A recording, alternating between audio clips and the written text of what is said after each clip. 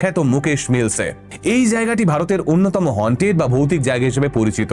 এককালে এই মিল সচল ছিল, এখন এটা শুধুই একটা হানা বাড়ি। বলিউডের বহু সিনেমার শুটিং হয়েছে এখানে। অনেক অভিনেতা অভিনেত্রীও এখানে অদ্ভুত অভিজ্ঞতার শিকার হয়েছে বলে দাবি করে থাকেন। গৌরব তিওয়ারি এবং তার টিম ভারতের জনপ্রিয় নিউজ চ্যানেল জি নিউজের একটা টিমের সঙ্গে এখানে এসেছিলেন এক বিশেষ ইনভেস্টিগেশনে। তাদের উদ্দেশ্য ছিল ক্যামেরার সামনে প্রমাণ করা যে প্যারানর্মাল অ্যাক্টিভিটি সত্যিই হয়।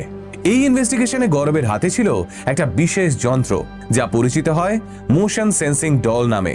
তবে তার দিয়ে তৈরি এই মোশন সেন্সিং ডল কোনো সাধারণ পুতুল নয়।